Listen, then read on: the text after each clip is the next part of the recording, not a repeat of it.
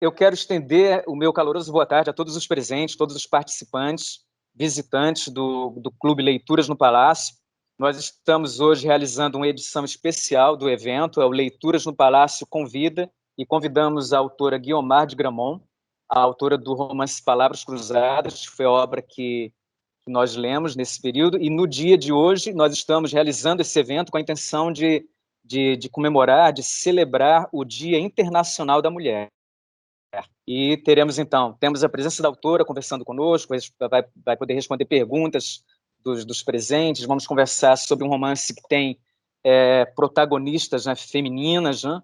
Então temos esse encontro especial com essas características especiais desse período, agora em que vamos dedicar, agora no mês de março, os eventos literários estão dando uma atenção específica à literatura escrita por mulheres. Antes de continuarmos, vale lembrar que nós já tivemos outros autores nesses encontros especiais do Leituras no Palácio. Já tivemos aqui os poetas Antônio Carlos Sequim, Adriano Espínola, entre outros. E para que possamos dar continuidade, eu passo a palavra ao diretor do museu, Sérgio von Sydow, por favor, para que ele nos dê as boas-vindas também. Então, boa tarde a todos, sejam bem-vindos ao Museu da Justiça, Centro Cultural do Poder Judiciário.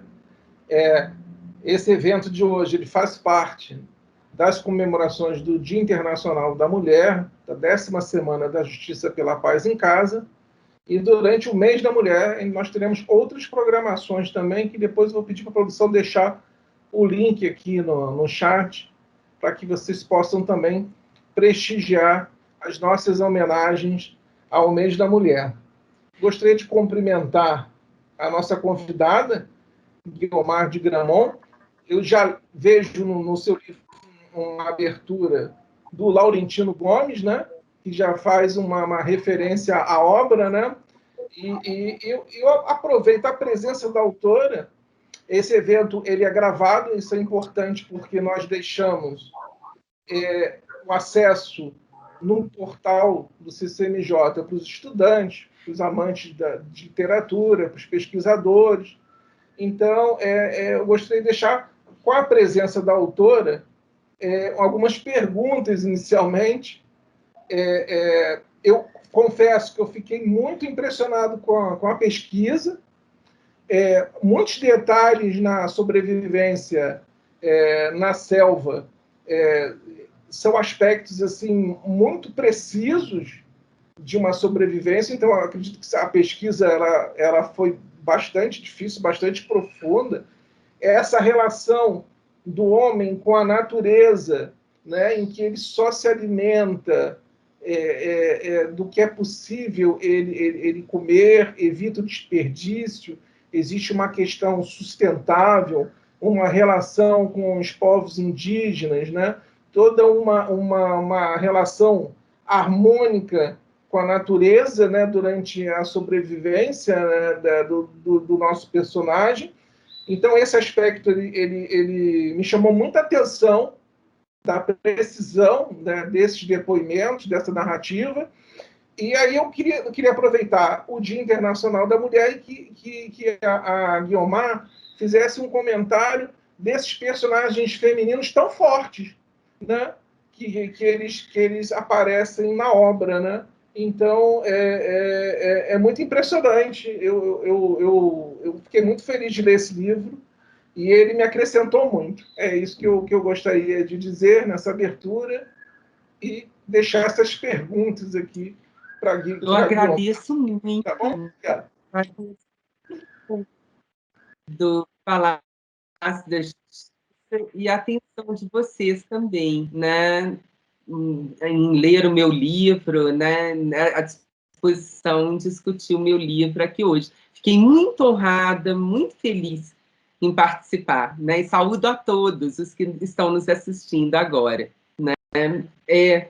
De fato, esse romance foi construído com uma pesquisa muito intensa, né? Eu li tanto sobre a guerrilha no Brasil, não apenas a guerrilha do Araguaia, né, mas sobre todos os eventos que cercaram, né, os guerrilheiros e a ditadura, não é que meu marido achou que eu estava escrevendo uma tese ou uma coleção, porque eu tinha um quarto de livros sobre esse assunto, né, e para construir apenas romances. E o relato que abre o livro, o relato do guerrilheiro perdido na floresta, ele foi criado a partir de 2 documentos reais, né, que existem mesmo, que são o relato do Maurício Grabois. Eu falava, como tem uma tradição muito francesa, né, eu falava Maurício Grabois, Ventura,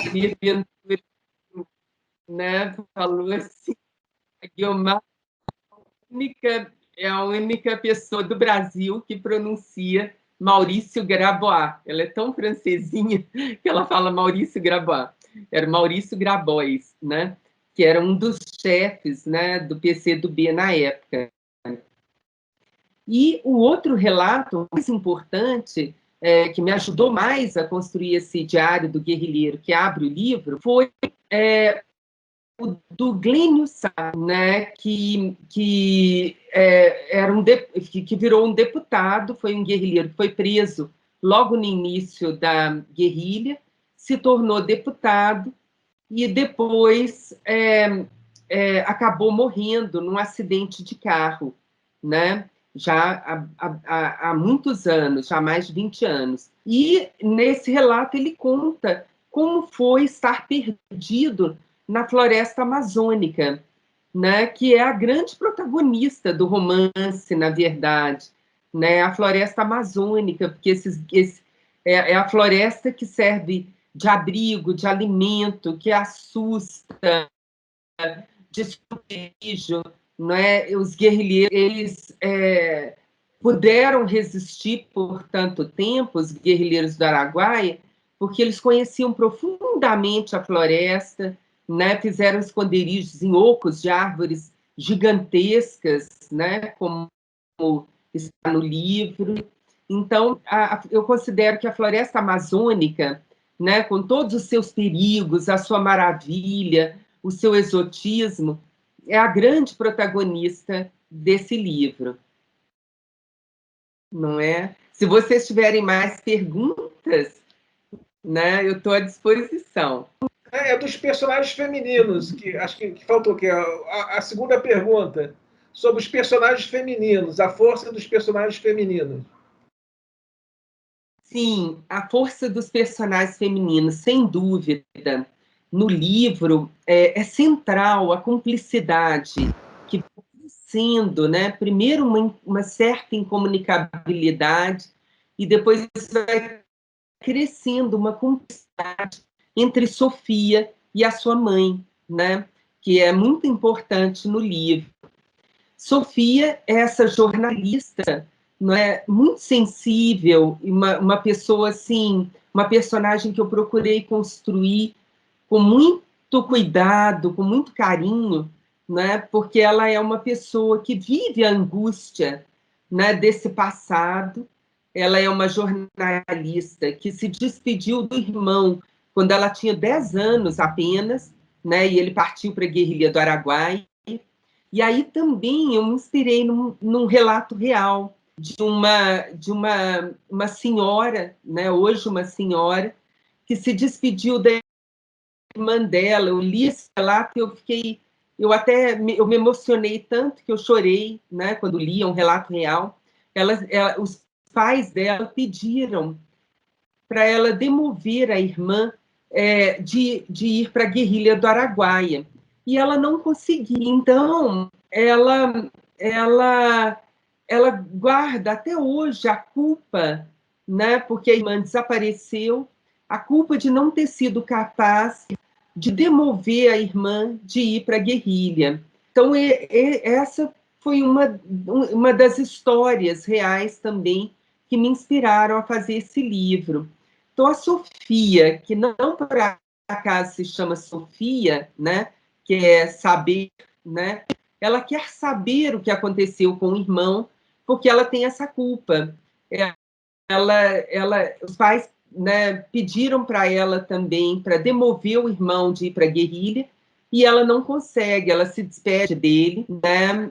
Ela dá para ele um pequeno presente que vai ser muito importante para desvendar a trama, que eu não vou contar, né? O livro tem uma trama um pouco policialesca, a gente vai descobrir o que aconteceu só ao final, né? E a Sofia, então, ela recebe esse diário de um guerrilheiro que ela está lendo no início do livro, né? Ela lê sem saber de onde veio, qual a autoria, foi um amigo que fez chegar esse texto nas mãos dela, e o texto é muito importante, depois ela vai descobrir por quê, né? E a vida dela, ela não conseguiu construir nada por causa dessa culpa, ela não conseguiu um emprego fixo, ela é freelancer, né, no jornalismo, ela não conseguiu se casar, ela vive essa procura, né, um pouco angustiante, né, para ela mesma e para o leitor, né? E a mãe dela, né, a outra personagem feminina, em que eu me inspirei, em parte, na minha avó, que foi uma poeta, que tinha uma máquina de escrever, né, um escritório com a máquina de escrever, os seus livros, né, foi uma pessoa muito forte na minha vida, uma mulher muito forte. Minhas duas avós, eu diria, também a avó materna foi uma personagem magnífica na minha vida, que eu vou abordar no meu próximo livro. E em mim mesma, porque a mãe de Sofia, ela vive o desejo de escrever, ela guarda créditos nas gavetas e ela tem vontade de ser escritora, mas ainda não conseguiu concretizar isso, a publicação de um livro.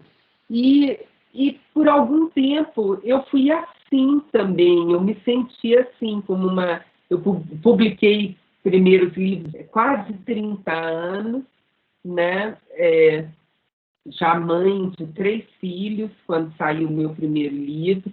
Então, eu tenho um pouco essa impotência, né? Essa angústia do escritor que quer escrever, que quer encontrar seus leitores, mas ainda não sabe como chegar, como fazer esse caminho. No final, a gente vai ter um grande encontro entre essas duas personagens, né? O núcleo da história está no encontro entre Sofia e a mãe dela, né? Elas vão se encontrar e isso vai ser muito forte no livro. A grande revelação vai estar nesse encontro. Mas isso também não posso contar, senão eu conto o livro todo. Pode falar, Felipe. Sim. O que você acabou de dizer, me chamou a atenção para o seguinte: na verdade, o livro ele é entremeado, ele é permeado pela presença são vários personagens femininos.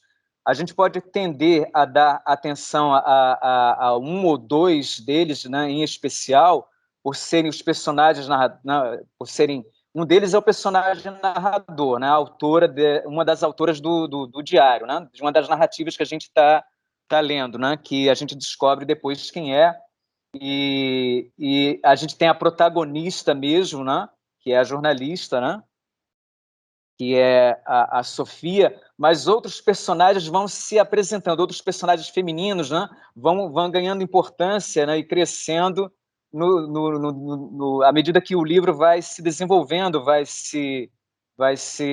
tomando mais corpo, né? Então ela é uma narrativa que nos guarda, né, uma série de surpresas, né, a partir de um certo momento, né? Então são vários personagens. Depois a gente tem outros que se apresentam mais para o final. Então é uma constelação de personagens femininos. E você falou sobre a floresta como personagem também. Isso, digamos assim, eu acho que é algo importante, né, ser realçado, e que a maioria dos leitores, aqui a maioria dos leitores não vai dar a devida atenção, né? Isso é interessante, né? Eu te faria a seguinte pergunta agora. A gente pode ir seguindo ao sabor das suas falas. Eu tenho um roteiro, o Sérgio acabou já introduzindo algumas perguntas, né?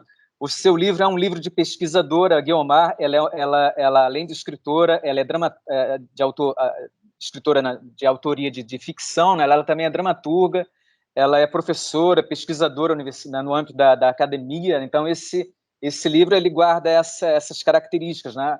Entre outras obras, né, a Guiomar já escreveu sobre o Aleijadinho, uma obra consagrada.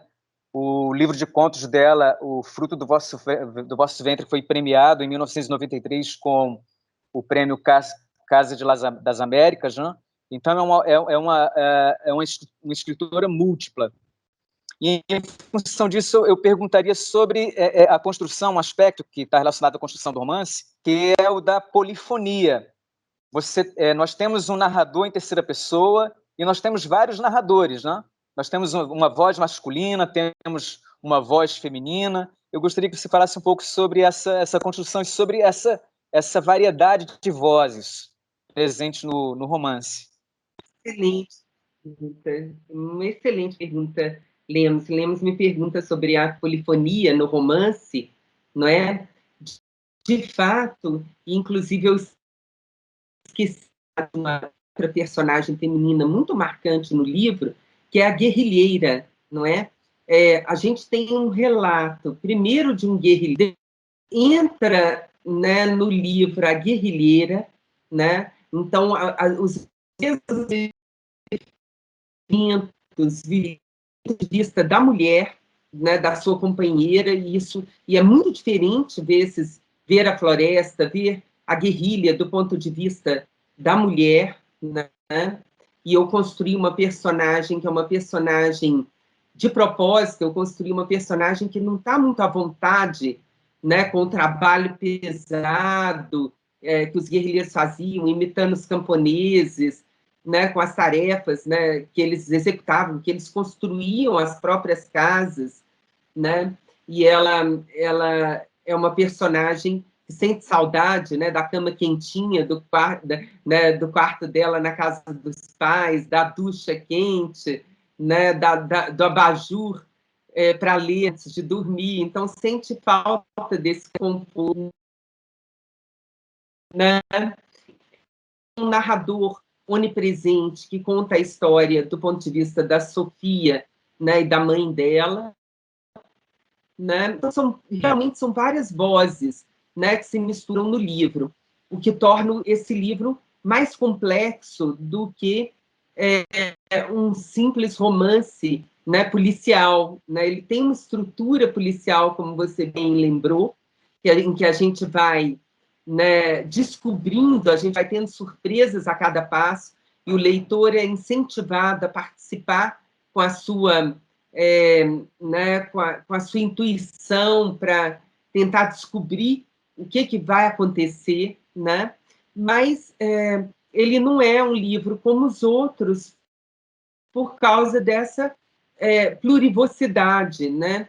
Dessa pluralidade aí de vozes, né? Inclusive, assim, eu uso outros elementos também, como as cartas, né? Como você disse, né? Como né? A carta, relato, diário, né?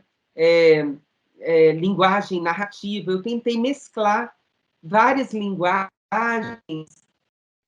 né, para fazer esse livro um múltiplo. Mas todas essas vozes se amarram, né, no enredo, para construir um enredo que é consequente para o leitor. O leitor, aos poucos, entende, né, quem está falando, por quê, né, onde estão, de onde partem essas vozes. Não é também aqueles livros contemporâneos, né, que a gente fica meio perdido lendo, assim, sem...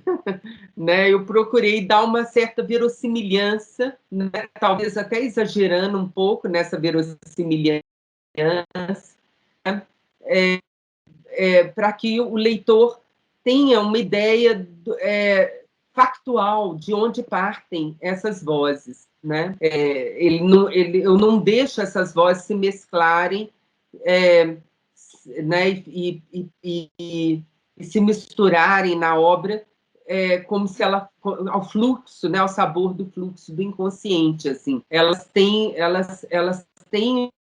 uma há um lugar de que elas partem, né? E esse lugar é consequente para o leitor. O leitor compreende de onde partem essas vozes e por quê, né? E isso foi intencional, né? É um livro para ser lido por qualquer leitor, mesmo leitor que não tenha uma erudição, que não seja acostumado a ler a grande literatura, né? É preciso dizer que eu já tinha sido editora quando eu fiz esse livro, e isso influiu muito na minha quando eu me tornei editora. Ali eu construí ao livro, né? O que não era antes o meu hábito, né? A minha forma de escrever antes da publicação. Você tem mais alguma pergunta? Guiomar, você já falou um pouco sobre algumas das suas motivações. O livro ele tem esse componente né, da literatura policial, ele tem um componente investigativo, né? Então ela é uma jornalista, existe uma busca, né? E aos poucos o livro vai se montando, né, aos nossos olhos. E você falou sobre ele tem um componente enigmático, mas há uma generosidade. A trama vai se construindo, né? Mas ao mesmo tempo você conta com os leitores. O romance ele vai se montando na nossa cabeça, né? À medida que mais informações, né, vão sendo acrescentadas. Você pode falar um pouco sobre você já falou sobre a motivação, uma parte da motivação biográfica, mas gostaria que você falasse um pouco sobre o aspecto político dele. Isso, se não for difícil para você, sabe-se que os acontecimentos desse livro, né, a desaparição de alguém perseguido pela ditadura, o contexto de ditadura militar, esse contexto também foi vivenciado por sua família. Você pode falar um pouco sobre esse aspecto para a gente? Sim. O livro ele discute uma questão muito importante, né, na política, que está colocada num diálogo entre o Marcos, né, que é um amigo da Sofia, né, que é filósofo, que fala, eles falam sobre, Marcos fala para ela de pouco, e disse que a anistia leva a uma espécie de amnésia, não é? Que é bem que aconteceu. Não estaríamos vivendo os problemas que nós estamos vivendo hoje, né? Essa anistia fez com que tanto os guerrilheiros quanto os torturadores, né, fossem fez com que a sociedade brasileira nunca vivesse uma narrativa que seria um julgamento, que seria propiciada por um julgamento, né, dos crimes cometidos na ditadura.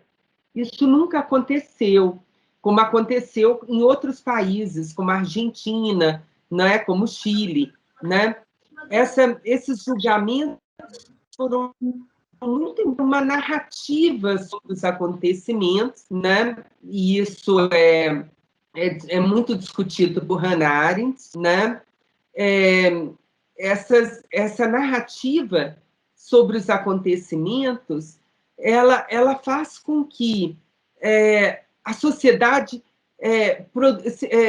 produza uma espécie de catarse, né?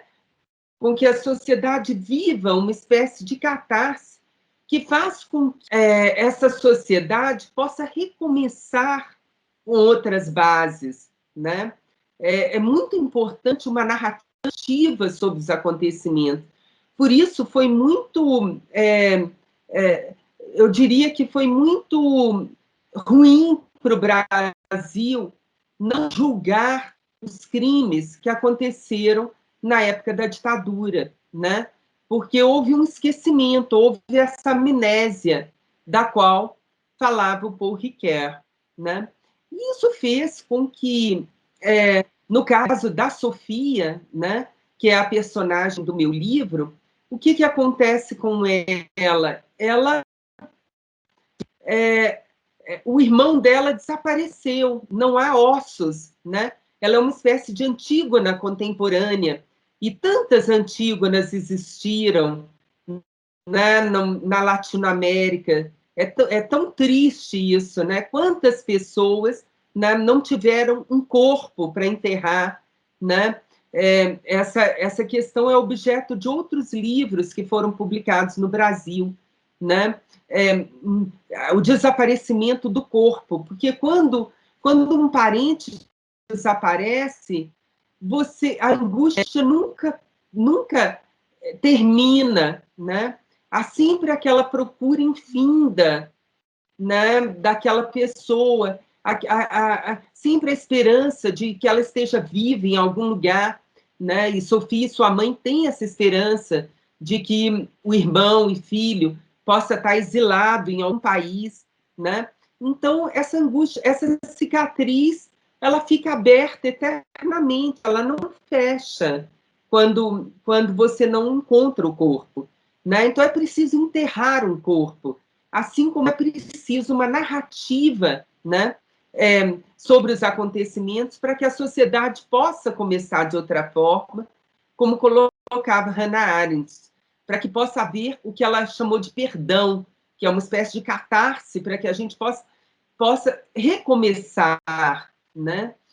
E Antígona, porque você sabe, né, que Antígona é a personagem que, tendo o irmão dela, trai a cidade e ela desafia o poder do tio, que é o rei, para enterrar o seu irmão, para fazer libações, né, para fazer uns rituais fúnebres, né, diante do corpo do rapaz que o rei da cidade tinha mandado não enterrar por ser um traidor da cidade.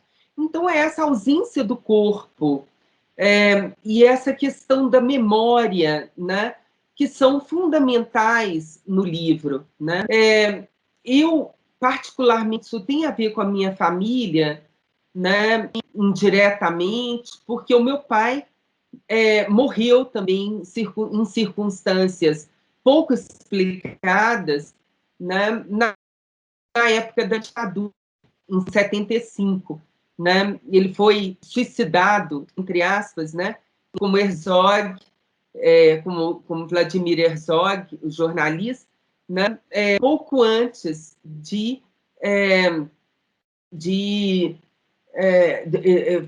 o Herzog morreu um mês antes do meu pai, e nas mesmas circunstâncias, bem semelhantes às mortes do meu pai e do Vladimir Herzog. E no caso da minha protagonista, né, essa angústia, ela não deixou de existir, né? Ela continua, né, com parte da minha família, né? Esse mistério continua a fazer parte das nossas vidas, né? A minha mãe tinha 6 filhos, né? E eu, que sou a mais velha, tinha 12 anos. Então, foi muito difícil para ela perder o meu pai nesse contexto da ditadura. E isso é a matéria do meu próximo livro. Meu próximo romance, que é um romance de autoficção, vai ser sobre esses eventos, né, Lemos? Vou tocar também numa outra questão que tocou muito a nossa, né, e a profundamente, que foi a tragédia de Mariana, né? A tragédia, né, sobre a qual escrevi uma peça, junto com o grupo Teatro Andante de Belo Horizonte. Né? Essa tragédia, né, de Mariana, que foi seguida depois pela ainda mais terrível de Brumadinho, né, me tocou profundamente, né, e ela também vai ser abordada nesse mesmo livro de autoficção, né, em que eu vou contar também um pouquinho sobre o processo de criação dessa peça, né? A epígrafe, né? Você mencionou a epígrafe, né? O trecho de Antígona que abre o livro, né? É de uma força extraordinária e nos prenuncia, né? É um prenúncio daquilo com que vamos ter contato. Eu vou me permitir ler aqui. O seu irmão jazia insepulto. Ela não quis que ele fosse espedaçado pelos cães famintos ou pelas aves carniceiras. É um dos marcos da dramaturgia do Ocidente, e o que a gente verifica é que milênios, né, se passam e sistemas, né, políticos autoritários, né, se instalam, se reinstalam e cometendo as mesmas formas ou semelhantes, no mínimo semelhantes formas de violência, de todo tipo de violência, né? A violência física e a violência simbólica também. E tocando nisso, eu perguntaria sobre o seguinte, Guiomar. A gente verifica que o seu livro ele desempenha, ele cumpre um papel que, em certa medida, é documental também. E o livro há um componente metaliterário nele. Ele fala sobre isso, sobre essa dificuldade. Na investigação da Sofia, nas viagens dela, na pesquisa, no intento dela de encontrar respostas, de chegar às informações, ela fala sobre a dificuldade de acesso a documentos, a fontes, e fala sobre o apagamento, né? Um apagamento da memória, um apagamento da história. Então, o personagem fala sobre isso, né? E como foi esse processo? Você falou de algumas fontes, mas se você puder nos falar um pouco sobre esse processo de escrita, você encontrou dificuldades semelhantes às que Sofia encontrou para escrever essa obra, e ela acaba sendo agora, né, uma fonte documental também, né, de algum modo, não é uma fonte ficcional, mas nos apresenta, né, informações sobre esse momento da história. Sim, eu tive um debate aqui em Ouro Preto com dois historiadores, né, que são meus colegas na Universidade Federal de Ouro Preto, e, de fato, Lemos, uma coisa muito importante que me deixou muito feliz, né, e impressionada, né, por eles terem dito isso, é que o livro, que eles sentiam que o romance apresentava eventos e a forma como, sobretudo como a classe média estava vivendo esses eventos na época, muito melhor, né, para os alunos deles do que os livros de história, né, que falavam de uma forma mais fria e mais impessoal, né, mais distanciada sobre esses acontecimentos. Então, a literatura tem esse poder, tem o poder de fazer os olhos do outro, né? A literatura, ela tem o poder, assim, de realmente fazer sentir, ela te coloca na pele, né, dos personagens, né? Você, leitor. E com isso, você sente muito mais, né, aquilo que aconteceu, né? E eu vou ficar muito feliz se o meu livro se tornar realmente mais um documento, né, sobre isso que aconteceu, né? Eu procurei ser muito também como é que eu vou dizer, não ser partidária, né? As pessoas que leem, o livro incomodou também, né? As pessoas que são, né, que têm um idealismo muito cego, assim, porque o livro ele também fala do autoritarismo, né, das hierarquias dentro da guerrilha, né, a guerrilha havia, por exemplo, as mulheres, nós estamos falando das mulheres, né, as mulheres eram instadas a abortar, né, praticamente obrigadas a abortar quando elas engravidavam, né? Elas eram tratadas como os homens, e nisso, né, para o bem e para o mal, elas trabalhavam e guerreavam, né? Esperava-se que elas fizessem a guerrilha, assim como os homens, né? E não havia pouca compreensão da mulher, né? Da mulher como mãe, né? Da mulher como um ser que tem essa outra dimensão que é tão importante, né? E tão orgânica, não é? Então, o livro, eu acho que eu procurei também fazer com que ele mostrasse, ele é um livro profundamente pacifista, né?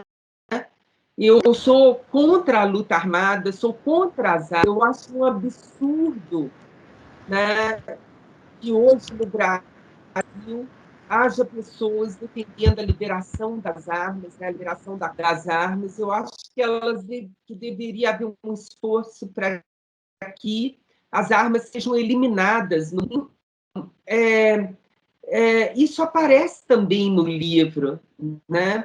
É um livro que esse lado assim, né, das guerrilhas, né, esse lado da luta armada que é o lado cruento, assim, quando você faz uma opção pelas armas, tudo pode acontecer, né? Até mesmo alguém que você ama, você pode acabar ferindo, né? Ou alguém que você não queria ferir, né? Pode sair machucado. Então, é muito perigoso isso, né? É um absurdo que hoje sendo tratado com tanta irresponsabilidade no Brasil, né? É um absurdo que haja pessoas defendendo a posse de armas no Brasil, né? Nós precisamos de livros, precisamos de mais educação, precisamos de mais leitura. É disso que nós precisamos no Brasil, né? De mais consciência crítica, de mais discussão, né? Sobre o que está se passando no Brasil, sobre o que está acontecendo, né? É disso que nós precisamos, não de armas, né? Então, o meu livro, ele é um livro complexo, né? O Frei Beto participou de um debate comigo sobre isso, não é? E nesse debate, né, o Frei Beto falou assim: a Guiomar não doura a pílula, ela não nos apresenta melhores do que somos, né? Ela realmente ela cutuca a ferida ali, né? E sim, eu também falo né, dessa opção, eu também de alguma maneira eu critico essa opção pela luta armada naquele momento, né? Indiretamente, porque um autor não deve fazer um romance de tese, eu não faço um romance de tese em que eu enuncio a minha opinião, né? Mas, de alguma maneira, os acontecimentos no romance levam a gente a tomar essa conclusão, né? A tirar essa conclusão de contra as armas, né? Uma conclusão pacifista, tá? Isso é muito forte no livro, né? E sem dúvida. Outra questão assim importante, sabe? que aparece no livro é também o idealismo dos jovens guerrilheiros que foram para a Amazônia, né, para a região da Amazônia, no Pará, região amazônica, mas ali da floresta amazônica no Pará, para ajudar também e proteger os ribeirinhos, né? Eles dão aulas, né, para os povos que viviam colhendo castanhas e, ao mesmo tempo, colhendo a borracha, né, vivendo da colheita da borracha e das castanhas. Eles atuam como médicos e enfermeiras, eles fazem partos, então eles ajudam muito essas populações, né, que se alimentavam muito mal, que trocavam o produto do seu trabalho por umas roupas rasgadas, por alguns alimentos, então viviam numa situação de quase escravidão. E nós temos hoje no Brasil pessoas ainda vivendo assim. Nós temos muita miséria no Brasil, embora nos governos, né, nos governos de esquerda, 40 milhões de brasileiros tenham saído da miséria absoluta. E isso tem impactado muito no consumo, no comércio. Todo mundo lembra daquele Brasil feliz, em que todos estavam comprando e em que tudo estava correndo muito bem, porque realmente a gente tinha um aumento da classe consumidora no Brasil, né, com todos os programas, né, que beneficiaram as populações carentes, né, as populações. E hoje nós estamos assistindo, né, de novo a um recuo, né, nesses benefícios, né? Estamos assistindo de novo, né, um aumento da miséria, né, que já é muito grande no Brasil, tá? Sem dúvida. A gente percebe, lendo seu romance, Guilmar, que ele, com maestria, ele desempenha o papel singular que é o da arte, o da literatura em particular, que é apresentar um multiperspectivismo. Então, nós vemos ali a perspectiva de vários personagens, nós vemos de vários narradores, e vemos, então, também o perspectivismo sendo explorado conforme visões, as diversas visões de mundo e visões de uma questão, como, por exemplo, as várias perspectivas sobre os sentidos da luta armada. E na sua narrativa, não há um idealismo, não há uma idealização de certos valores. A gente verifica ali, né, uma juventude idealista, e as narrativas elas vão apresentando alguns componentes de certa ingenuidade delas e as consequências disso. Então, o seu romance ele adota uma perspectiva, um multiperspectivismo crítico, né, analítico. Ele nos disseca as situações que são, em alguma medida, né, que são apresentadas. Então, há muita lucidez na narrativa e nas perspectivas desses personagens, ao mesmo tempo que nos mobiliza também, nos comove, né? Você falou sobre a situação histórica, né, recente do Brasil, né? E eu não sei, alguns dos leitores devem ter lembrado também, porque a gente acabou de ler O Torto Arado, e no seu romance aparece uma mesma expressão, o mesmo tipo de personagem que está lá também, que são as parteiras, e que são chamadas, no Nordeste são chamadas assim, e lá no Norte também, as mães de pegação. E a narrativa, na sua narrativa, ela denuncia as péssimas condições de vida, a precariedade, as carências, né, de um Brasil esquecido, como faz em detalhe o recente romance do Itamar Vieira, né?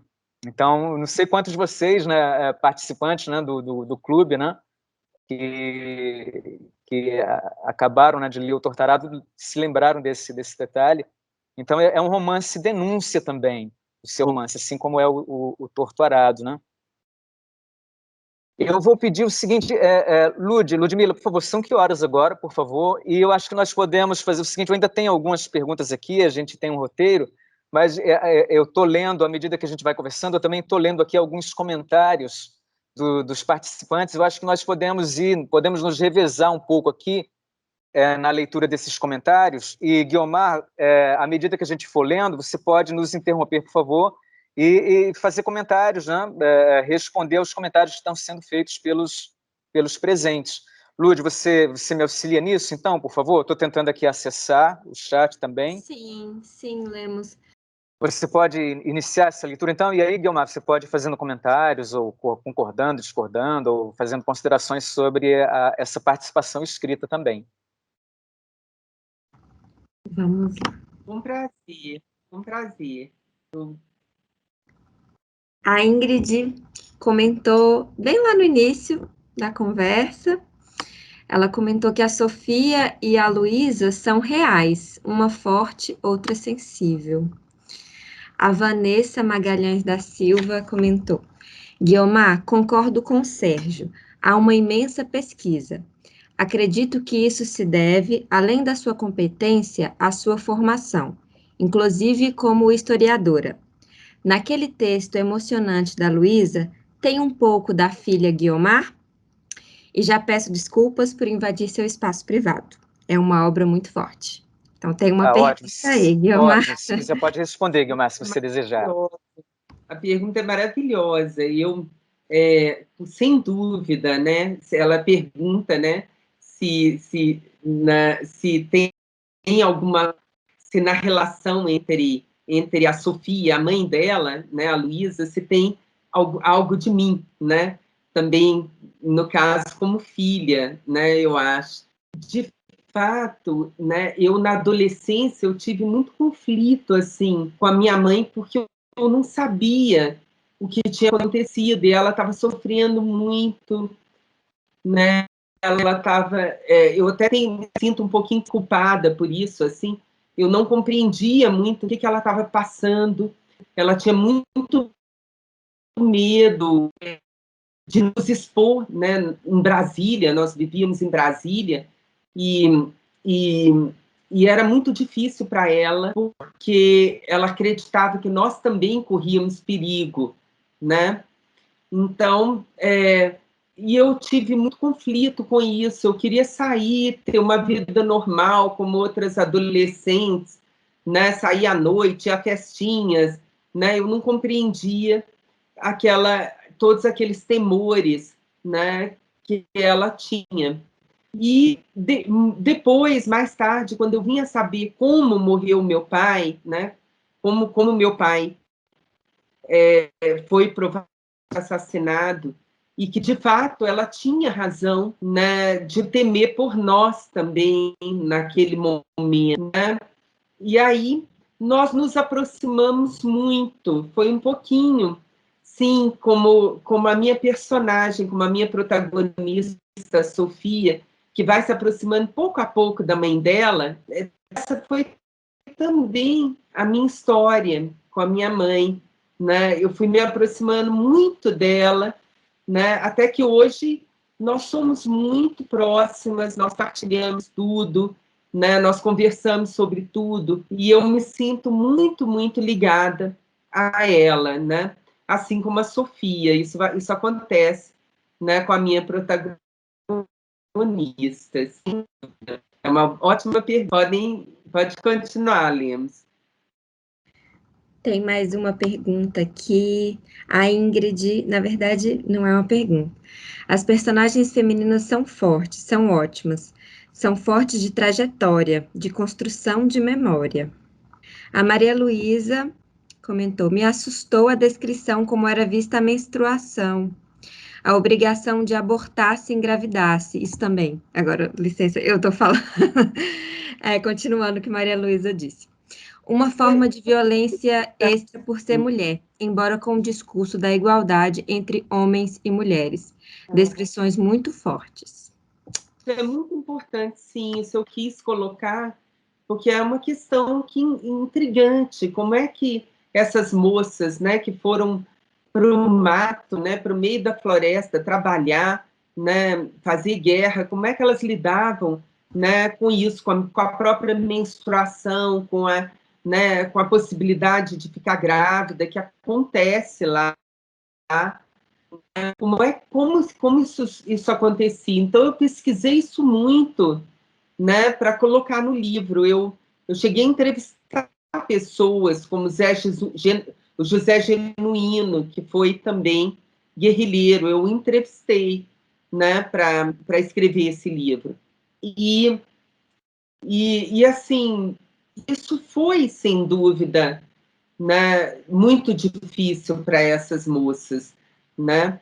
Como é que elas lidaram com isso? Eu tentei reproduzir, de alguma maneira, o que elas viveram, né, diante dessa realidade árida, selvagem, né, e muitas vezes inóspita, né, para elas que vinham de São Paulo, de vidas muito mais organizadas, né, e certinhas, né? É isso. Eu me lembrei, Guilmar, que agora acabei fazendo uma associação a partir desses comentários, da sua resposta do comentário, a aproximação entre esse personagem e, em alguma medida, né, com Diadorim, que certamente, sob a condição feminina, deve ter enfrentado o personagem ficcional, né? Claro, mas enfrentado, a gente pode imaginar as dificuldades, as circunstâncias difíceis que uma mulher, em meio a soldados, em meio aos homens, né? A uma infinidade de homens, né? Pode ter enfrentado, né? Então, acabei... E a gente está para ler, talvez eu tenha me lembrado também, porque a gente está para iniciar agora a leitura de Grande Sertão Veredas, que mostra um outro momento da história, e um momento em que aquilo que se deu no sertão, né, que se dava no sertão, né, que o Guimarães resgata, a gente pode lembrar do cangaço e de outros movimentos sociais que envolviam situação de guerrilha também, né? E, Lude, por favor, Guimar, depois pode continuar, eu estou vendo que tem sequências e temos perguntas. Por favor, Guimar. A situação de Diadorim era ainda muito mais difícil, né? Porque ele tinha que esconder, né, a sua condição feminina, né? Eu imagino que isso envolvia um certo teatro também, né? Dizer que tinha um corpo fechado para não tomar banho junto com os companheiros, não é? Devia ser muito difícil, sem dúvida, né, para essa personagem ocultar a sua condição feminina, uma personagem também tão aguerrida, né, tão guerreira, né, como são todas as mulheres, né, nós somos muito fortes, né, mas isso aparece, né, muito no personagem, né, em Diadorim, e ao mesmo tempo guardar uma sensibilidade, que é essa sensibilidade feminina, que está nos homens também, né? Os homens, né, os homens mais interessantes, né, são aqueles que deixam aflorar a sua feminilidade, né? E Diadorim era capaz de observar os pássaros e conhecer todos os pássaros e admirar, né, e as estrelas né, e tinha uma sensibilidade para compreender a beleza também, né, daqueles espaços que eles atravessavam, né? E isso é muito feminino. Na sua narrativa a gente encontra, né, em meio a várias passagens, essa delicadeza, essa poesia, esses momentos de delicadeza que são resgatados pelo Leonardo, na narrativa do Leonardo, as lembranças do convívio, né, dele, né, com a Mariana, né, em meio ao treinamento, em meio à expectativa do conflito armado, e os momentos de delicadeza, de beleza, de percepção dos ambientes, dos detalhes, E aí vale lembrar que a Mariana ela era professora, não é isso também? Então é uma riqueza de detalhes muito comovente, tocante, que vai nos envolvendo na medida que a gente lê. Bem lembrado, Lemos, porque isso foi o que eu incluí nos relatos, né? Embora eu tenha me amparado nos relatos reais, guerreiros, né, do Maurício Grabois e do Glênio Sá, que viveram, né, a guerrilha do Araguaia, o que eu inseri no Diário do Guerrilheiro, que eu construí, foram esses momentos poéticos, né, a forma como ele desfia lembranças,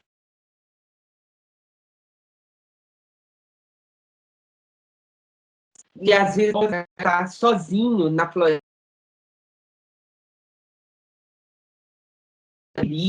né, sendo caçado pelo e também pelos capitães do mato, né, tinha jagunços, né, contratados pelo exército também, então era muito difícil.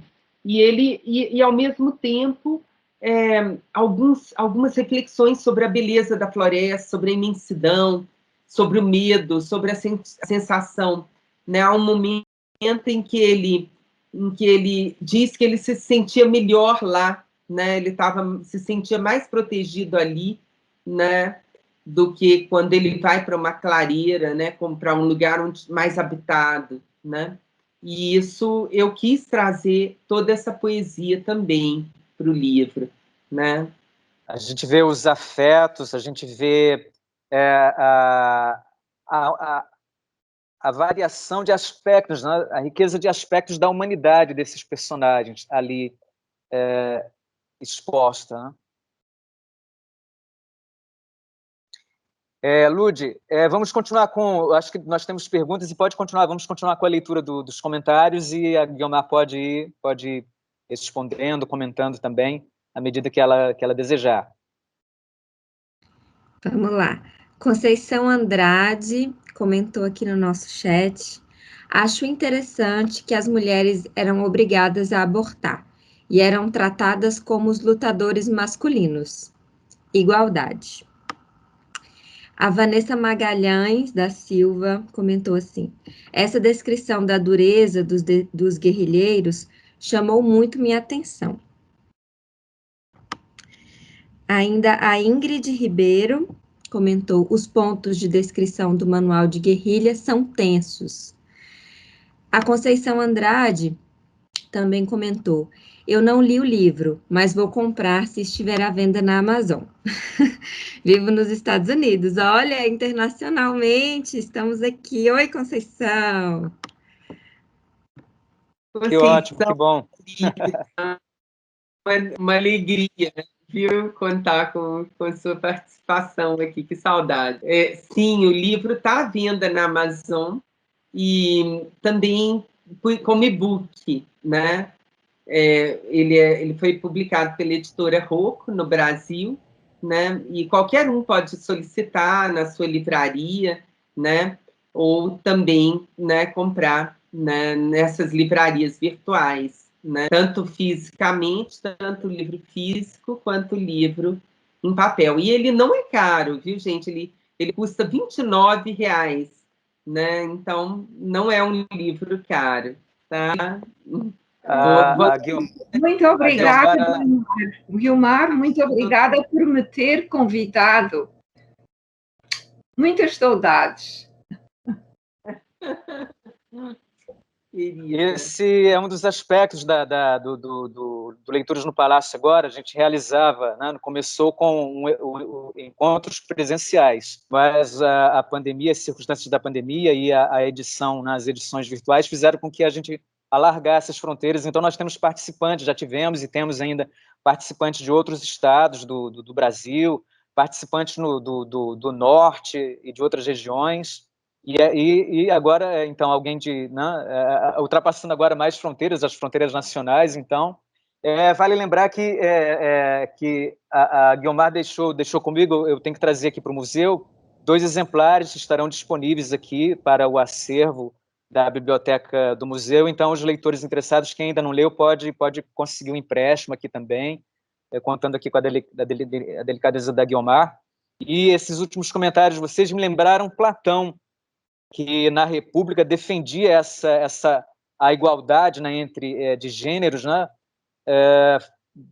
ao defender a ideia de que as mulheres deveriam participar, né, da ação, deveriam integrar as Forças Armadas e participar da ação militar como os homens, né? Me lembrei agora, a partir dos comentários de vocês. Mas vamos continuar, então, com a leitura, por favor, Lud, dos comentários, e eu sei que a gente tem perguntas aí também. Platão pensava num filósofo, né? Os governantes deveriam ser filósofos. Platão pensava nas mulheres participando também dos exércitos, de um governante filósofo, né, que fosse educado na filosofia desde a infância, né? E a gente está tão longe disso, né?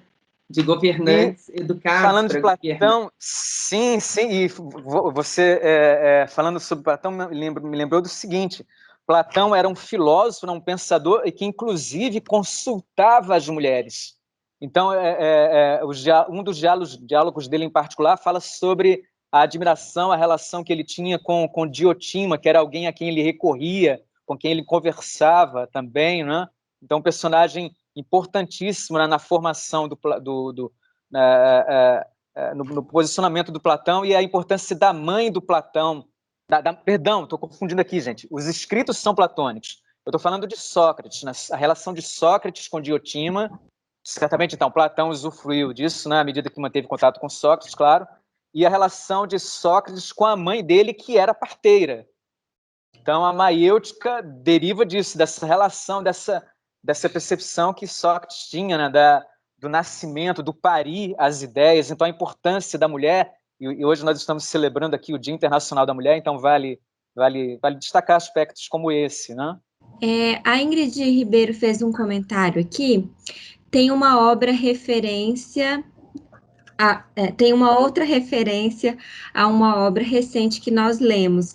E depois ela vai falar lá embaixo, né, que na página 168 a gente leu no mês passado, Madame Bovary.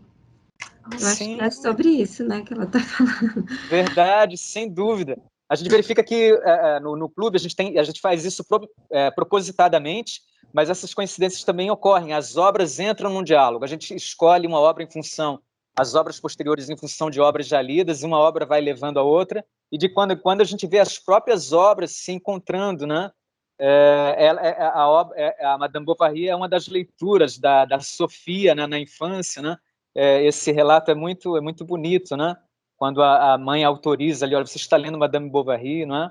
Então, tudo bem, mas olhe lá, e ela faz uma consideração sobre as relações afetivas, ela alerta a filha, né, para os riscos, né, de certos afetos, ou de certas formas, né, de alguns afetos. Né? Muito boa lembrança, muito boa. Deixa eu comentar isso. Isso é baseado, por favor, em algo que eu vivi, sabe, gente? Porque eu estava na casa da minha avó, Guiomar, justamente, essa poeta, tinha muitos livros. E eu pegava esses livros para ler, muito pequenininha, e ficava lendo sozinha, né? Esses livros que ela tinha. E aí, um dia, eu peguei o Werther, do Goethe, e ela me pegou com o livro, né? Me pegou já na metade do livro. É um livro sobre um personagem que suicida por amor, né? Comete suicídio por paixão, pela paixão por uma mulher casada, né? Pelo amor impossível. E aí... e eu, assim, com 10 aninhos, estava lendo esse livro, né? Então, a minha avó pegou o livro da minha mão e falou, menina, você está lendo esse livro? Né? Isso não é livro para você, não. Ainda está muito cedo para ler um livro como esse. E aí eu li com aquela cara aflita, né? Eu queria continuar o meu livro, Aí ela me devolveu e falou, não, mas lê sim, depois a gente conversa, né, sobre isso, sabe? Então, ela teve uma postura muito aberta ali, e que foi fundamental para mim, assim, para o meu amor, né, também pela leitura, né? Muito bom você ter realçado esse aspecto, Guiomar, porque isso me lembrou algo sobre o que eu tinha pensado. Esse livro, ele também é um livro sobre a leitura. Então, a leitura da história, a leitura dos acontecimentos, os personagens são leitores e escritores, eles leram as narrativas uns dos outros, então há um entrelaçamento de narrativas e leituras, né? São palavras cruzadas, leituras cruzadas. Então, também há esse componente, a importância da leitura na sua narrativa, na construção da sua narrativa. Então, os personagens estão agindo, eles estão em meio à ação, em meio à guerrilha, em meio à sobrevivência, em meio às suas buscas, e estão plenamente envolvidos com a leitura também. Antes de você continuar, Lud, eu vou dizer o seguinte, que quem nós estamos lendo as perguntas aqui, os comentários, né? Mas vocês podem participar, quem desejar pode sinalizar com a mãozinha aí, pode fazer perguntas, pode conversar, falar aqui com a Guiomar também à vontade, por favor. Eu estou seguindo aqui a leitura do chat, mas a gente pode entremear as duas coisas, podem ficar à vontade, por favor. Então, Lud, continuemos com os comentários e perguntas. Eu vou fazer mais 2 perguntas e depois a Conceição, que ela já levantou a mão, aí passa a palavra. Ótimo, perfeito. Ó, temos a Gina também aqui agora E na depois a fila. Gina. Certo. Perfeito. A Sandra Guiomar tem uma pergunta. Ela queria saber se Guiomar esteve na região onde se passa o romance. E outra pergunta da Sandra também é como construiu os cenários. Sim, eu estive lá, né, no Pará, né, eu conheci bem, eu comi tacacá, não é? Mas isso foi mais recentemente, né? Eu tinha escrito romance quando eu fui a Belém, né? E então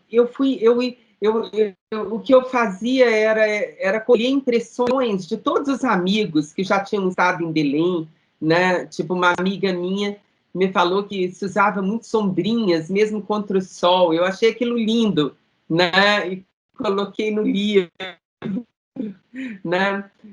Então, eu lia também sobre os animais, sobre os...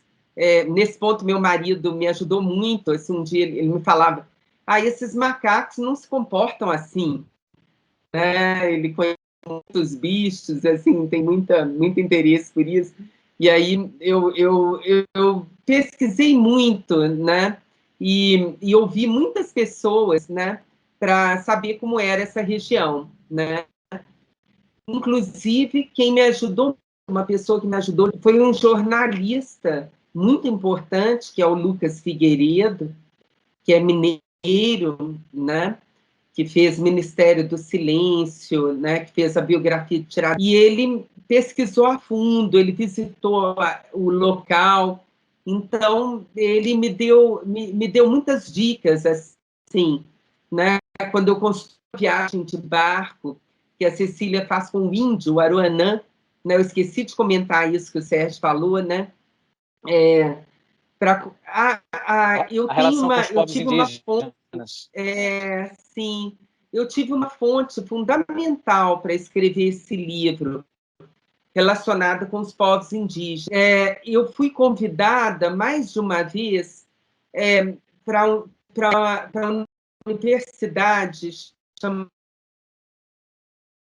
que fica bem no coração do Xingu mesmo, né? Eu fui a Cáceres, que é onde está o campo central dessa universidade, e fui a outros campi dessa universidade, e ela é a universidade que primeiro instalou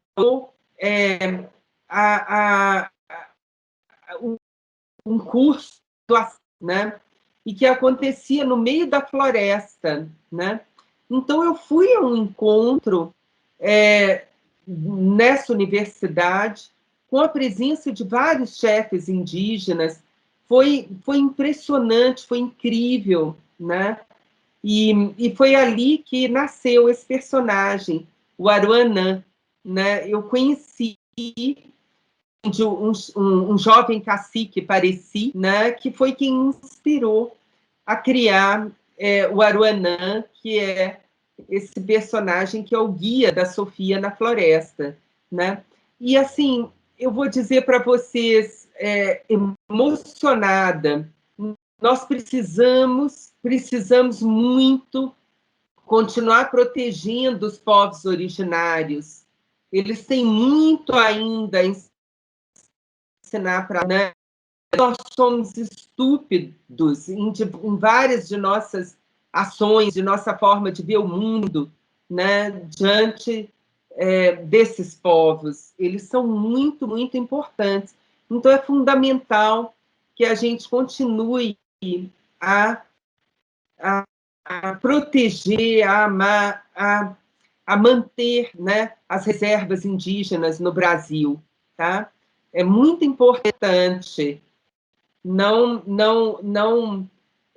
Eu acho que a gente já tem, já temos demais, né, áreas exploradas demais, áreas destruídas demais no Brasil, né, muito mais do que deveria ser, né, um país, o Brasil, nesse em que a gente está assistindo, né, a tantas catástrofes, né, mundiais, né, o aquecimento se denunciando, né, como uma destruição do habitat do ser humano, né, a destruição de tantas espécies animais. Os indígenas, eles sabem respeitar a natureza, eles sabem respeitar os animais, e nós temos muito a aprender com eles. Eram eles que deviam estar gerenciando as formas, né, com que nós lidamos com a natureza, né, e não o contrário, não a gente invadindo as terras indígenas, né, e provocando, né, a destruição das florestas, das aldeias e desses povos, né, isso para mim é fundamental. Eu vou aproveitar o seu alerta, Guiomar, para dizer, nós temos, desde que o clube começou, ele foi se ampliando, então nós temos muitos integrantes agora que não fizeram, não acompanharam desde o início, e só que então dizer que a gente tem dado atenção a esse pensamento, a essa ideia que a Guiomar defende aqui, agora conosco. Nós já lemos aqui obras de dois grandes pensadores indígenas brasileiros e internacionalmente conhecidos, né, reconhecidos e discutidos, né, o Ailton Krenak e o Davi Kopenawa, e pretendemos continuar a ler autores de matriz indígena, e temos primado por isso, pela diversidade de pensamento aqui, a diversidade estética, a diversidade de pensamento. Isso é fundamental, sem dúvida nenhuma. Nós temos muito a aprender com eles, né? E os livros, né, do Davi, sobretudo o livro do Davi Kopenawa, né, é incrível, né? Né, do chefe Yanomami. A Queda do Céu. Sim, sim. E nós deveríamos estar aprendendo com essas culturas, e não o contrário, não impondo a nossa, né, sem dúvida, para sem eles. Dúvida. Né? Lud, você... admiro muito vocês estarem lendo esses livros. Sim, sim. Pretendemos retomar. O do Davi Kopenawa, como é uma obra muito extensa, nós lemos um capítulo que já era bastante extenso, mas a gente quer retomar a leitura dele. Do Krenak, nós lemos obra na íntegra. Lud, você falou das duas perguntas, e agora, então, vamos passar a palavra a quem... A Conceição, Andrade, favor, então, e depois a Gina. A gente já está se aproximando aí do nosso horário, mas eu acho que vai dar tempo da gente terminar de ler os comentários no chat também. Ótimo, claro. Por favor, então. Então, podem abrir, quem desejar, pode abrir a câmera, por favor, ou fiquem à vontade, como desejar. Sim. Pois, o que eu queria falar diretamente com a Guiomar, porque há muitos anos que eu saí do Brasil e eu fui a Ouro Preto e participei numa das conferências e depois saí e nós perdemos contacto e parece que foi um milagre. Eu anteontem recebi um convite para estar neste evento, então é maravilhoso. Eu estou tão feliz que temos o Zoom, senão eu não poderia ter participado. E só mais um comentário. Eu gostaria de fazer parte do vosso grupo de leitura, então gostaria de saber qual será o próximo livro. Muito bem, muito grato, que bom. Seja muito bem-vinda. Por favor, Guiomar, depois eu continuo respondendo só para dizer, então, o próximo livro a gente vai discutir As Meninas. Vamos ler As Meninas, da Lígia Fagundes Telles. É o próximo livro que vamos ler. E você pode deixar o seu contato, então, Conceição, aqui no chat e enviar seus dados para ser inclusa no grupo de WhatsApp. As Meninas. Olha, eu vou, sim, estou muito feliz. Seja muito bem-vinda. Que bom que vocês estão se reencontrando nessas circunstâncias literárias, de leitura, de diálogo, de partilha de beleza. Muito lindo como a literatura já faz isso, né? Ela aproxima pessoas, né? Ela faz com que, muitas vezes, né, pessoas que você não vê há muito tempo leiam seu livro, né? E te encontrem através do que você escreve, né? A gente é uma forma de comunicação incrível, né? E muito poderosa, né, que afasta as distâncias, que suprime, né, lacunas no tempo.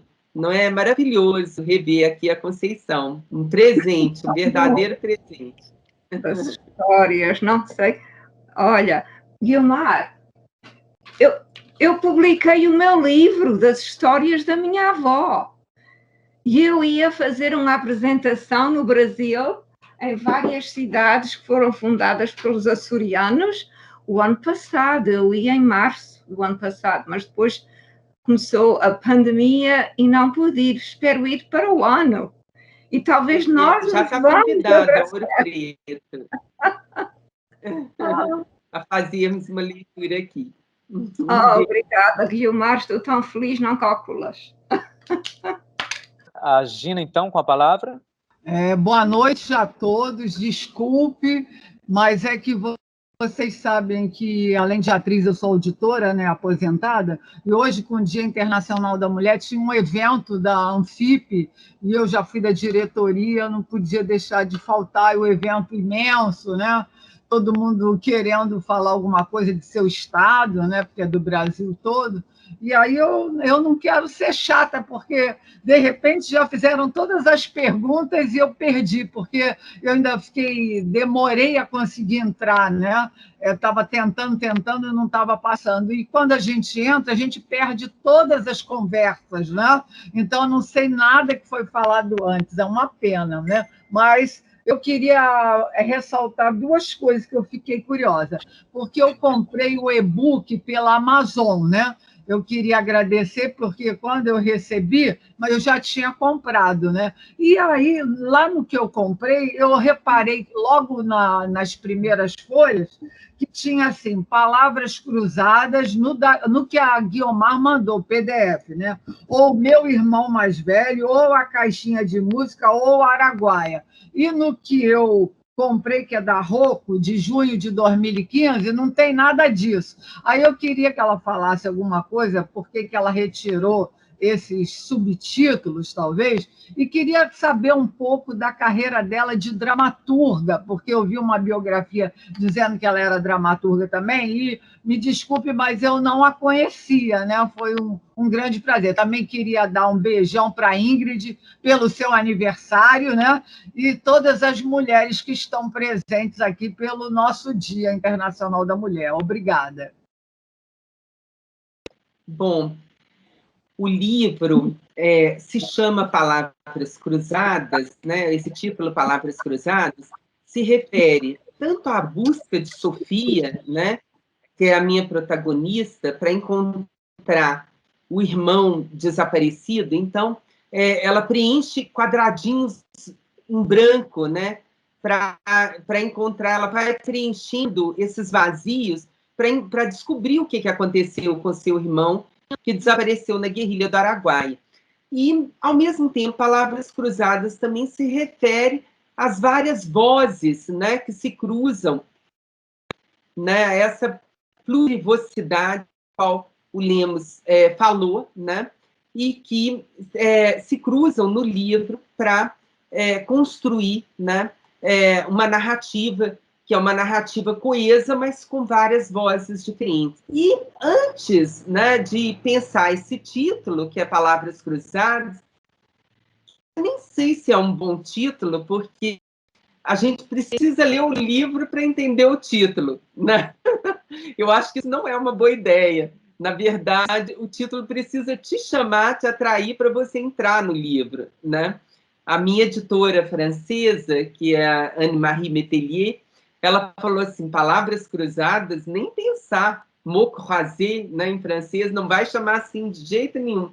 E aí ela criou outro título, que eu gosto muito, que é Les Ombres de l'Araguaia, que é As Sombras do Araguaia, né? E talvez fosse realmente um título melhor, que fosse atrair mais o leitor para ir a esse livro, né? E antes, né, a sua pergunta, né, tem a ver com o fato de que antes de pensar esse título, então de fixar que seria Palavras Cruzadas, eu tinha vários outros títulos possíveis, né, na cabeça, né? Como tem uma caixinha de música que vai ser muito importante na história, né? É a caixinha de música que Leonardo dá de presente para a irmãzinha Sofia, quando ele vai embora, né, para a guerrilha do Araguaia, né? Essa caixa de música. Aí eu pensei em chamar de A Caixinha de Música, né? Pensei em vários títulos e que depois eu fui mudando, né, de ideia, o livro foi tomando corpo, né, e esses títulos, as pessoas falavam, esse não e tal, né? E você me perguntou também sobre a minha experiência como dramaturga, né? Eu fiz 6 peças, né? E uma esquete que ficou muito conhecida, que circulou muito, tirada de um conto meu, que é o Diário, que deu origem até ao Grupo Medeia, né? Que é um grupo muito importante em Minas, né? E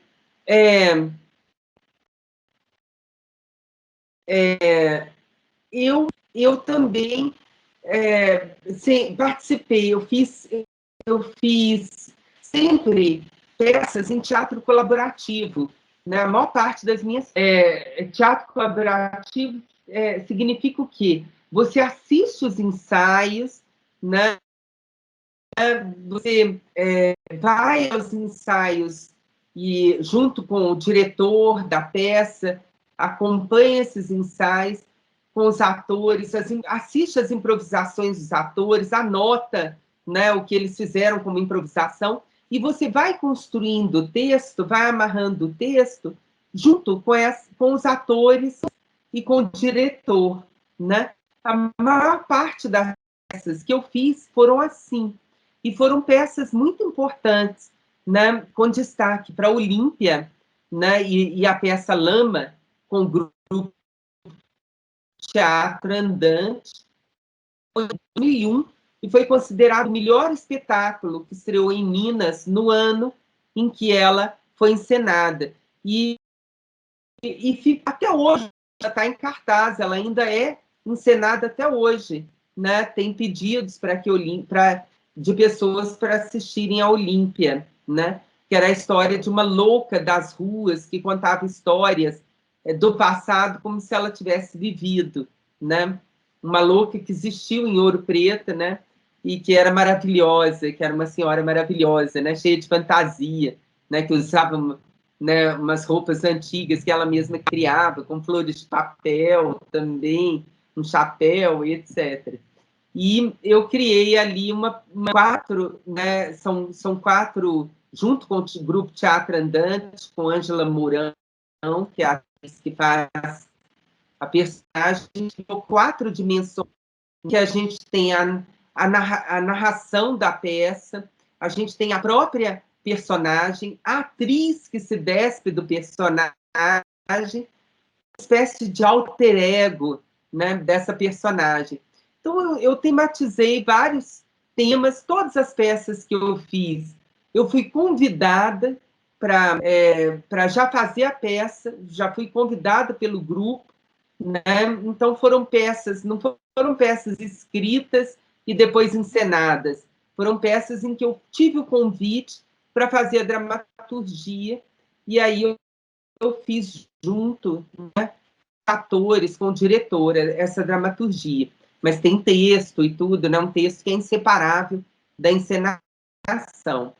Apenas uma peça que é baseada na história de Lúcifer, né? Mas inspirado no Anjo Caído, que é uma escultura que está, foi inspirada no, né?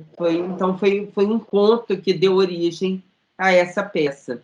E o Diário de Medeia também, né? Foi uma encenação muito feliz do Valmir, que são 3 beatas numa missa, mas falando coisas assim inconfessáveis, né? Coisas terríveis assim, né? Sobre a sexualidade delas, sobre o mundo, sobre a família, né? Então, uma peça também muito bem realizada. É isso. Eu gostaria de receber pelo PDF, que como eu sou atriz também, terceira idade, né? Eu tenho 65 anos, mas ainda estou dando um caldo. Aí eu gostaria de ler seus textos, tá? Ah, com prazer, querida. Com prazer. Vou mandar para você, tá? Obrigada. Vou mandar o livro de contos, é muito teatral, e é importante dizer, eu tinha esquecido de mencionar, que o Palavras Cruzadas também virou uma peça, mas não no Brasil, sabe? Foi encenado na França, né? Em Paris. Eles, a partir aí da tradução do romance Ombre de la Raguayá, né? Eles fizeram um recorte de vários textos do livro, né? E encenaram com 10 atores da Ancienne Comédie Française, né? Dirigidos por uma amiga minha, que é diretora em Paris, né? Que é a Márcia de Castro, e foi uma encenação lotada, com muito sucesso, né? na Mairie do 11M. Né? Então, às vezes também os romances, né, podem servir, de repente, como matéria, né, para construção de uma, né? Eu te mando, sim, com prazer. Tá, obrigada. Lud, a não ser que nós tenhamos mais inscritos para falar mesmo, vamos verificar aí os comentários ou perguntas que ainda tenhamos, por favor. A Ingrid fez um comentário aqui no chat, Ingrid Ribeiro. Uma coisa muito interessante, a necessidade de escrever memórias dessa trajetória, externar isso num livro corrente, e depois Luísa construindo o cenário de esquecimento que ela desejou para si. A Raíssa Palma comentou aqui também, cuidado para não soltar spoiler, Lemos. Soltar spoiler do livro. A Sim. Vanessa Magalhães da Silva comentou também, a Guiomar. A Guiomar traz uma questão da ditadura muito dolorosa, que é a questão dos filhos de guerrilheiros, principalmente sobre aqueles criados pelos militares. Sem spoiler, para quem não leu, o filme surpreendeu muito, Maravilhosa a parte sobre Paris e a carta depois. Maravilhoso. Depois tem um comentário da Ingrid, né, sobre Madame Bovary, a referência. Por enquanto é isso. Bom, eu queria também convidar vocês, eu não vou comentar a pergunta sobre o comentário sobre os filhos de guerrilheiros, né? Vocês têm que ler o livro, porque se eu comentar isso, eu já vou estar contando o livro. Então, eu queria era aconselhar vocês a lerem o meu livro, Palavras Cruzadas, para a gente fazer, quem sabe, uma outra conversa com todo mundo que assistiu aqui, que ainda não leu, né? Uma conversa com vocês participando também. Queria parabenizar o Clube de Leitura do Palácio, né, por esse esforço maravilhoso, né? Eu quero participar também, estou super interessada, né? Espero que o meu tempo permita. E queria também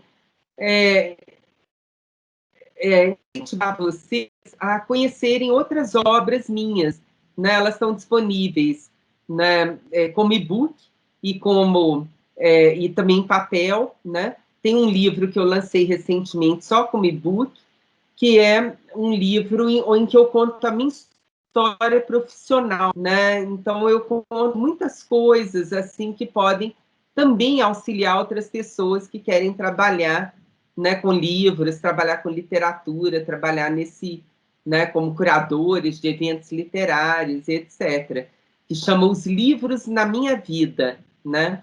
E só existe como e-book.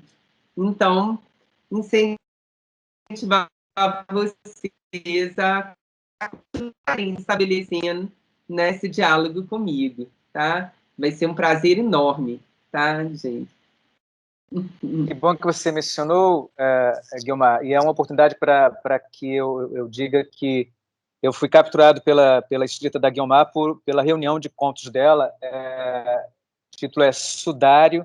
Ela é uma contista brilhante, premiada internacionalmente. Eu fiquei na dúvida entre qual livro escolher para leitura no clube, e a minha opção pelo Palavras Cruzadas diz respeito, em especial, aos temas que a gente tem destacado, as relações desses temas com as questões da justiça, do direito, que é uma das prioridades do Clube de Leitura, e as questões do romance, elas estão sendo retomadas e rediscutidas em termos inadmissíveis na sociedade contemporânea, e por intermédio de um revisionismo histórico torpe e sem fundamento algum. E nós temos discutido vários desses temas sob a perspectiva de vários autores, e achei importante que nós retomássemos, nós tivéssemos essa perspectiva de uma autora contemporânea, uma mulher, e tratando dessas questões. Lud, nós estamos nos aproximando do fim, temos mais alguns minutos, mas o que eu me lembre foi passando aqui, eu não tenho acesso, mas a gente pode... Que é o meu livro de contos, né? Publicado em 2006, que é um livro muito importante para mim, onde eu republiquei os contos que ganharam o Prêmio Casa delas Américas, né, em 93, né, que é um prêmio latino-americano muito importante, que Garcia Marques e tantos outros escritores importantes tiveram, né? Sim, destaque necessário e um prêmio merecidíssimo, né? Brasileiros do naipe de Moacir Sclia foram premiados com o Casa das Américas, com Casa de las Américas. Lud, eu acho que entre os comentários, os últimos, os mais recentes que foram passando, eu não consigo ter acesso, mas quando a pessoa digita, ele fica visível. Eu me lembro de ter visto alguma pergunta. Nós estamos nos aproximando do fim, mas acho que nós podemos dar atenção, em especial, às perguntas que também foram feitas. Algumas pessoas fizeram perguntas sobre o livro da Conceição, né, onde poderiam adquirir. Já foi respondido aqui no chat também. Também teve uma pergunta sobre os autores indígenas, que a gente leu no decorrer do clube, né? E aí já foi respondido também, que é o Ayrton Krenak e Davi Copenau. Ótimo. Não temos mais perguntas, então? Por enquanto, não.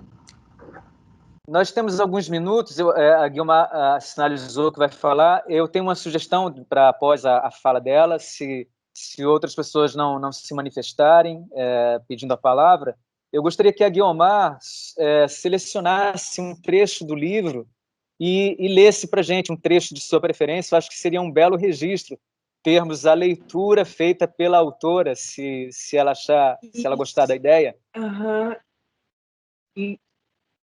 Lemos, você não vai acreditar, mas eu não estou com o livro em mãos.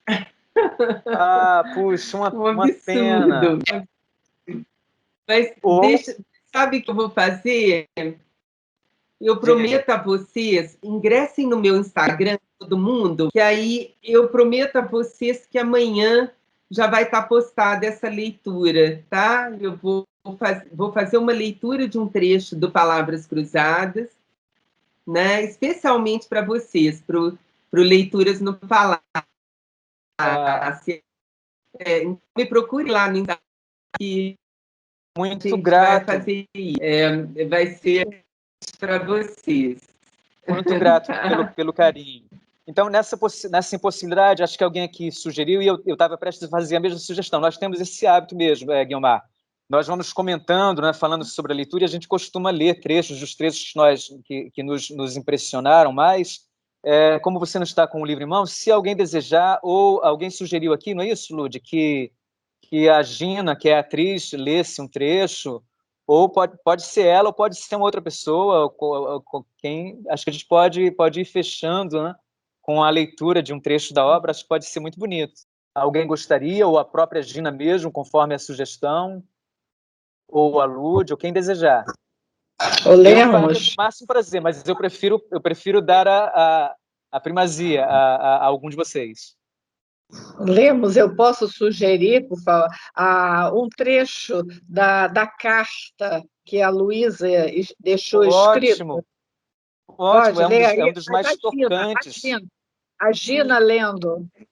Pode ser, Gina? Ótimo. Acho uma ótima sugestão. É um dos trechos mais bonitos, né, mais comoventes da obra.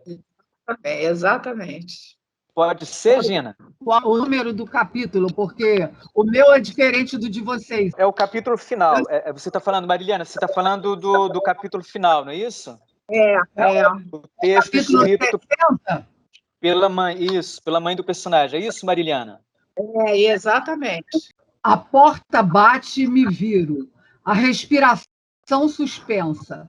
A cortina ondula na janela. Mais uma vez tenho a impressão de que você entrou no banheiro. Escondeu-se para me dar um susto, como fazia quando criança? Eu fingia que eu não estava te vendo debaixo da mesa ou atrás do tapete. Eu procurava, chamando seu nome. Como faço agora, num murmúrio que cresce e se transforma em pergunta. Presinto sua presença. Sei que você está aqui. A certeza me perturba, o coração bate, o rubor me sobe às faces. Meu corpo se prepara para esse abraço que irá me tirar do chão. Ficarei tonta quando você me girar no ar. Os braços mais fortes agora, homem feito.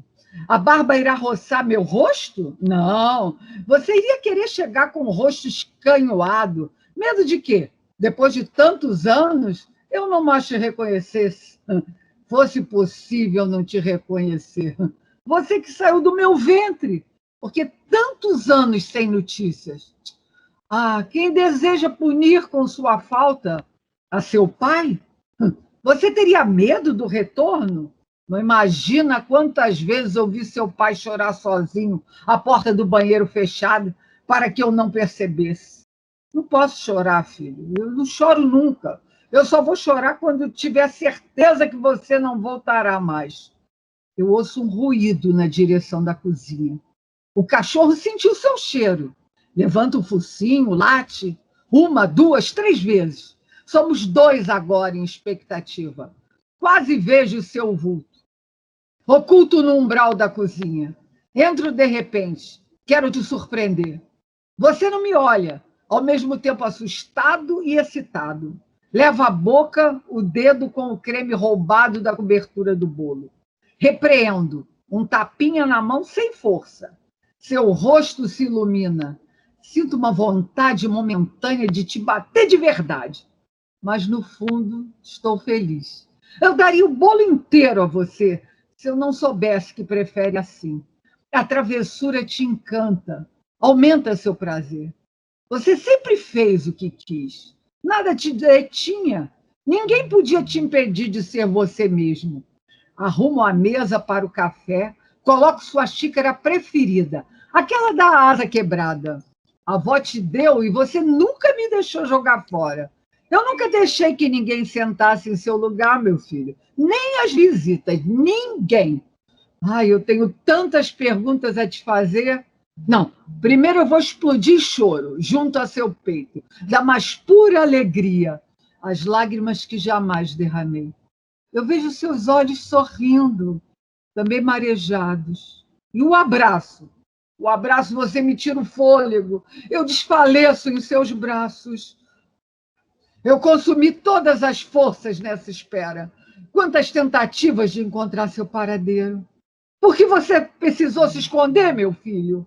A quantas fugas te obrigaram, mas não te farei recriminações.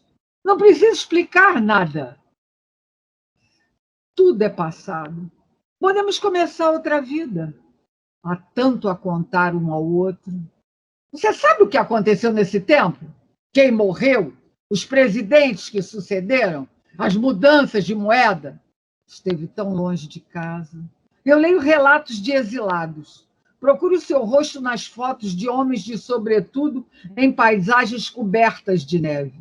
Imagino te encontrar vagando no escuro dos metrôs, esfomeado e sem emprego, sem documentos, em algum país onde será sempre estrangeiro, errante, com medo de voltar e não encontrar o que deixou, medo de não encontrar mais a si mesmo. Mas agora tudo acabou, meu filho. Eu repito esse ritual todas as manhãs e sigo seus passos invisíveis pela sala. Entro na cozinha, abro armários, num gesto sem sentido, como a te convencer de que entrei nesse jogo de esconde-esconde. Fecho-os rápido, quero que acabe logo. Eu já não tenho forças para continuar. Eu vivo apenas à sua volta. Seu retorno se repete em meus sonhos. Acordo com a sensação de que finalmente aconteceu. Você está dormindo no quarto ao lado. Levanto no meio da noite, pé ante pé. Abro a porta na expectativa de escutar sua respiração. Chego junto e ajeito os lençóis sobre o corpo que não está ali. Como fazia quando era menino e dormia sem se lavar, me fazendo despilo e vestir seu pijama com dificuldade. Você já mergulhado no sono. Aí eu tenho vontade de te meter dormindo sob o chuveiro, mas eu não quero perturbar o sonho pesado depois de tantas brincadeiras. Seu abandono ressonando me comove. Abro a porta do quarto, uma lufada de vento varre o aposento eternamente arrumado para a sua chegada. O seu pijama sobre a cadeira, a cama feita. Passo a mão sobre o cobertor. Você era um homem quando partiu. Suas roupas estão nos armários, filho. Ai, será que ainda te servirão? Talvez você possa aproveitar alguma coisa, né? Mas se quiser se desfazer de tudo, não tem problema. Eu compreendo. Eu não tenho apego a elas. Eu mando lavá-las de vez em quando, para que permaneçam macias e perfumadas, mas guardei-as apenas para que você mesmo decidisse o que fazer quando chegasse. Tenho pressa. Eu quero te encontrar logo. Pare de se esconder. Eu não aguento mais essa brincadeira. Chega, meu filho. Apareça, por favor. Veja, eu estou sorrindo. Eu não estou chateada, mas pare. Eu caminho pelo corredor, abro as portas dos quartos, acendo luzes, olho frestas e desvãos. Quem sabe embaixo da cama? Ai, finalmente convencida de que você não está, chego à porta do terreiro e chamo o seu nome. Talvez lá fora. O balanço vazio oscila. As tábuas estragadas pelas chuvas. Você segura as cordas. Se não estou, ninguém cuida. certamente pensa, né? E caminha resoluto para a oficina de seu pai. Escuta o vigor do martelo a castigar a madeira. Não, ali também não há nada. A poeira cobre as ferramentas. Irei morrer sem entrar ali. Eu não posso, me dói lembrar o seu rostinho esfogueado, as mãos sujas de pó, os olhos brilhantes, de pé em um banco de madeira para ver tudo. Crente que sem você seu pai não faria nada. Ai, a oficina é silêncio. A casa é silêncio. Estou sozinha com essa saudade. São meus próprios passos as pegadas que procuro. As árvores respondem com o farfalhar das folhas. Elas também te esperam. Fim.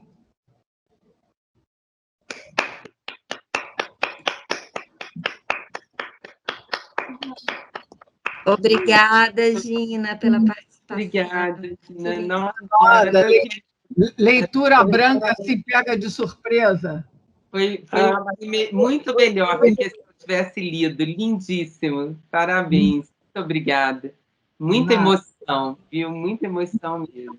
Agradecer aqui a Gina pela participação dela, pela disponibilidade e por partilhar conosco, né, a interpretação de um dos trechos mais bonitos do romance. Nós estamos nos aproximando do fim desse belo encontro, essa bela conversa, partilha de impressões, de afetos, de reflexão, que foi em especial essa edição em que celebramos o Dia Internacional da Mulher. Eu gostaria que o Sérgio nos brindasse com algumas das palavras finais, e vamos ouvir a Guiomar e vamos nos despedindo. O que é bom sempre chega ao fim, né? Foi um encontro maravilhoso. Queria agradecer a Guiomar de Gramont por esse dia tão especial.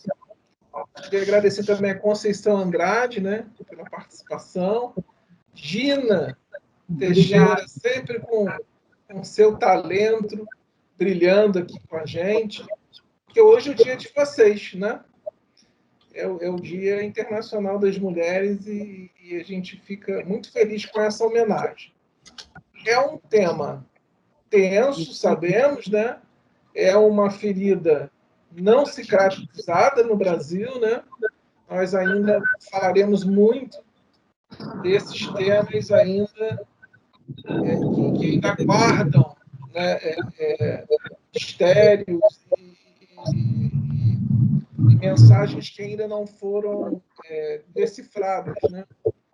Então, é importante que a gente continue falando, né? Continue falando exatamente pelo que a Guiomar de Gramont selecionou, né, no trecho dela, né? Continue falando até que um dia a gente compreenda, né, o que foi isso, né? Para se chegar realmente a uma conclusão. Se o perdão virá ou não, aí é uma questão muito pessoal, né? Mas precisamos falar desse tema e precisamos compreendê-lo melhor, né? Então, queria agradecer toda a dedicação da produção do Clube da Leitura, agradecer o Lemos, que vem conduzindo com muito maestria esse programa, agradecer ao setor educativo, à produção, e agradecer hoje às mulheres, né, do Museu da Justiça, Centro Cultural do Poder Judiciário, que é o dia delas, as produtoras, as educadoras, as museólogas, enfim, as pesquisadoras em histórias, historiadoras, enfim, todas as mulheres que fazem esse CNJ melhor. Então, muito obrigado pela presença de todos. Estou vendo a Mariliana também aqui. Parabéns, Mariliana. E vocês aí estão representando todos. Tem muito mais gente aqui, não posso falar o nome de todo mundo, de todas as mulheres, mas sintam-se também homenageados. Muito obrigado. E aí eu devolvo a palavra para a nossa convidada, né, Guiomar de Gramont, para as suas finais. Muito agradecido pelo dia de hoje. E agradecer, né? Final. Muito obrigada, Sérgio. Muito obrigada, Lemos. Muito obrigada, Gina. As meninas que trabalharam na produção, né? Tão bem desse evento. E a todos os que participam, né, do Clube de Leitura do Palácio da Justiça. Dizer que eu estou muito grata, né? Foi uma das primeiras vezes, né, no Brasil em que eu participei de um debate com pessoas que já tinham lido meu livro, né? Interessante que eu fiz isso na França, né? Já falei sobre o livro para pessoas que tinham lido o livro. Mas foi a primeira vez que eu participei de um debate no Brasil com pessoas que leram o livro. E isso é inestimável, né? Tem um valor inestimável no esforço, né, para fazer com que as pessoas leiam, para partilharem, para conversar sobre livros. Parabéns para você. Tá? Muito obrigada. Fiquei muito honrada e muito feliz de participar. Tá?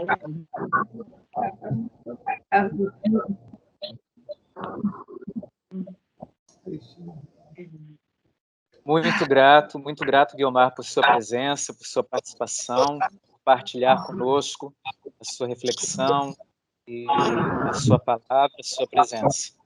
Muito grato a todos e todas que estão conosco e já temos a definição para o nosso próximo encontro da leitura, será a Lígia Fagundes Telles, e vamos mantendo contato por intermédio do grupo e conversando. E foi um prazer estar novamente com vocês todos aqui e partilharmos nossas impressões de leitura, nossa reflexão. E voltamos a nos encontrar em breve. Um grande prazer, uma grande alegria.